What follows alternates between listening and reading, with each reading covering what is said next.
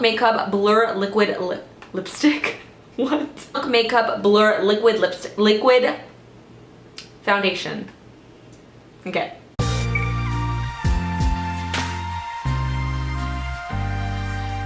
Hey guys, welcome back to my channel. So today we're going to be testing out a foundation that I'm so excited about. It's the Milk Makeup Blur Matte Liquid Foundation. I've been wanting to try this for the longest time. It was really difficult finding a Milk makeup in any Sephora's near me, so it was a little bit tough trying to find a shade to match me when you can't see them in real life. I ordered the shade Golden Light and it was way too yellow, way too dark, and I went and returned that. Went to an Urban Outfitters because I know that they carry Milk makeup, but they only have like 5 of the shades. So it was either between fair or light. Fair was way too pink on me.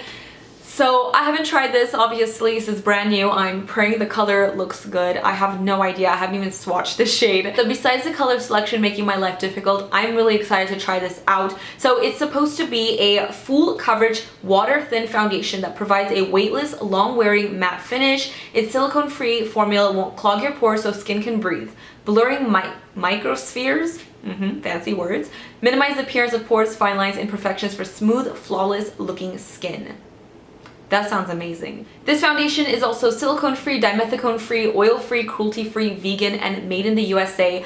I got it for $40 at Urban Outfitters. That's pretty pricey for a foundation, but if this is gonna be like really full coverage, a little will go a long way and you'll probably have this for a while, so we'll see if it's worth it. When this foundation launched, I also realized that they launched a little glitter silicone sponge along with it. I don't really like silicone sponges. I've tried it once before and it just didn't really go well, but e.l.f. Cosmetics recently sent me their little glitter silicone sponges and they are so squishy. They're the most squishiest ones I've ever tried, so who knows if that will make a difference. It even has this little thing where you can put your finger on it and, you know, it helps you hold it better. I don't know. So I'm gonna give it a second try. We're gonna try it out. If it doesn't work out, I'm just switching to a brush and a beauty blender as usual. But yeah, I really just want to play with these and not use it as a beauty tool. I'm gonna prime my skin using my favorite current primer at the moment. It's the Kors Wild Rose Smoothie Brightening Priming Moisturizer. I really like this. I feel like it creates such a smooth baby butt soft base and everything just glides on beautifully. So that is what I'm gonna use today with my face. I always notice beauty gurus put their eyebrows on first when they have like no makeup on so they can look a little put together. So I decided to do that, but I like literally wiped half of it off putting my primer on, and once I put my foundation it's just gonna be a whole mess. So I don't know how they do it, but I tried. I'm trying to be a beauty guru. This is what the foundation tube looks like. It's very sleek, just matches their whole aesthetic of their brand. You have 1 fluid ounce, which is a very generic amount of foundation, which is great. I'm gonna give it a quick little shake. I'm going to squeeze a really small amount on the silicone blender, just like that, and then I'm gonna just start zhuzhing it on my face and praying that it just doesn't become a disaster. As you can tell, the foundation is pretty liquidy. It's not very thick or moussey. Just thought I would let you guys know. So I'm gonna go ahead and just, hold on. Oh, this color. Okay, well, we tried. Oh my god. That was a lot of foundation. I didn't think it was gonna, oh my goodness. Okay, so this is literally, I'm putting a mask on right now. What the heck? That is very full coverage. I don't know if it's because of the sponge. This is way too much. Okay, yeah, I just feel like I'm smearing foundation around, so I'm gonna go over to my beauty blender and start kind of blending this out a little bit better. The color is actually not bad at all. It matches my skin and my body quite well, actually. My neck is always just really pale, so whatever I put is always going to be too dark. So if I just bring that down a little, it actually looks so good, and holy crap, this is beautiful. Oh my god. Coverage is amazing. It's not dry, it's not cakey looking, it's not clinging to any dry spots. It looks as skin-like as a full coverage foundation would, and I'm like all about this right now. I'm switching over to a brush. This is my Luxie 530 Flat Top Kabuki, and I'm going to, oh my god, this goes a long way. Even that was like way too much. It's so satisfying to blend out like full coverage foundation like this.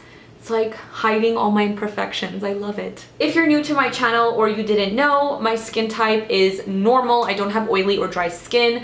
I'm pretty fair. I'm like a MAC NC 2025. I do have like acne prone, sensitive, blemish skin, and I have pores and a texture, so yeah, all the great stuff, right? Okay, so here is a close-up on my skin with just the foundation on. It looks really good. Definitely full coverage. I don't need to go in with another layer or concealer basically on my face to cover anything else up. It did a pretty good job. It looks really nice. It isn't super dry feeling. It is a matte foundation, but it does transfer on my finger when I touch it. So I feel like I'm definitely gonna have to set this foundation a little bit, but for the most part, I'm very impressed with the way it looks on my skin. I'm gonna conceal under my eyes a little bit just to brighten it up. It's the Urban Decay Naked Skin Concealer in the shade Fair Warm. I'm gonna go ahead and set my face using my Maybelline Fit Me Loose Finishing Powder in 05 Fair. I always use this, especially in foundation try-ons, because I just know how this powder works. I love it a lot, and it's not like a foundation powder that's gonna add like coverage and cakiness to my skin. This looks so pretty so far, even with the powder. It's like flawless. So this is the foundation set. I think it looks absolutely beautiful still. Definitely now looks a little bit more matte and dry on my skin with the powder, but it definitely had to be set, and I know that like in an hour it's just going to look really, really nice once the powder kind of like wears down. Usually I speed up that process by spritzing my face with like a hydrating mist just to make it look less powdery, but I'm not gonna do that because I want to see what the foundation does and how long it lasts on its own. So yeah, but for the most part, we still look flawless. I'm loving the way it looks. I like it. I'm gonna go ahead and finish up the rest of my face, and I will be right back. I'm back with the rest of my makeup done. Really quickly, I'll go through the things that I'm wearing on my eyes. I'm wearing the Too Faced Just Peachy Matte with the ColourPop and My Little Pony Super Shock Shadow and Posy on top for that glitter. Bronzer, I'm wearing the Too Faced Sweetie Pie Bronzer. So pretty. It's like a new favorite. And then for my blush, I'm wearing the ColourPop Pressed Blush in the shade Rom-Com. And for this highlighter, I'm wearing a mix of the Balm Mary Luminizer highlighter. Haven't worn this in a long time, with the Flower Beauty Shimmer and Strobe highlighter palette on top for like an extra pop because it's blinding. And lastly, for my lips, I'm wearing the new Dose of Colors liquid lipstick in the shade Sleepless. I never wear shades like this, but I'm actually digging this like grungy gray lavender color. So yeah, that's everything on my face. It is currently 3:34 p.m. I've had this foundation on for about 30 minutes now while I did the rest of my face. And honestly, from far away, my skin looks flawless. The coverage is still there. It's not cakey, it's not breaking up. The shade of the foundation, I didn't find that it oxidized or looks any darker than when I initially put it on. I haven't really noticed it change. But overall, it looks really pretty. It matches my body. It doesn't make me look too ghostly. Kind of like a little healthy color, but I had to bring the foundation up to like my choker, but when I compare it to my actual neck and like my chest is more neutral tone, and this is way too peachy pink, and I'm really not into peachy pink foundations. So it kind of sucks that it is too dark and the tone doesn't match, and I have to bring it down my neck all the time. I'm gonna see if I can mix it with something to change the color. I've yet to find the most perfect lightening mixing base. Let me know your suggestions. I have a lot of foundations that I love but are way too dark for me to wear on their own. So let me know in the comments. Other than that, you guys, I'm a fan so far. It looks really pretty. I'm not noticing any like premature creasing. So this is what my skin currently looks like with the rest of my makeup done. I still think it looks absolutely beautiful. You guys can see it's not dry or cakey looking on my skin. Ooh, I am so digging this right now. 3:40 right now. 3 o'clock we'll call it when I first initially put the foundation on. I'm gonna check back with you guys. I'm gonna try to wear this as long as I can. I really should start these earlier in the day, but my day starts at like noon. Okay, so with all that said, I'll see you guys soon. Hey guys, I'm back. It is 12:42 a.m. That means I have worn this foundation for well over 9 hours, and I think that's a really good amount of time to test out a foundation. I have some things to say about it. I'm gonna start off with the cons of this foundation, starting with the shade. Definitely oxidized throughout the day. Right now, 9 hours later, I'm looking orange, and I'm not a fan of that whatsoever. Another weird thing is it's very patchy on certain parts of my skin. Like I have a little bit of my natural skin color and then it's orange, and then it's like my natural skin color and then like orange. I don't know what's going on. Some parts are fading off, some parts are, I don't know what's happening like with this texture on my skin. Around my nose, it is disgusting. It is terrible around my nose and like in this laugh line area. It is separating, it looks cakey, it just looks a mess right there. I do have to say it doesn't look dry on my skin. I've definitely developed a little bit of a sheen, a natural oil after 9 hours, which is obviously normal. My forehead actually doesn't look too bad, but I definitely will have to try this with different primers and powders and see what I can do. I definitely have to mix it with another foundation or lightener because I'm not digging the shade whatsoever.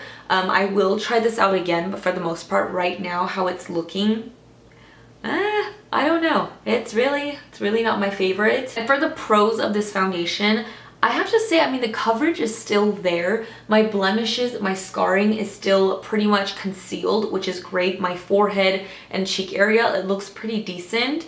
And also, I am noticing I have absolutely no creasing on my forehead and in between my eyebrows like I normally do.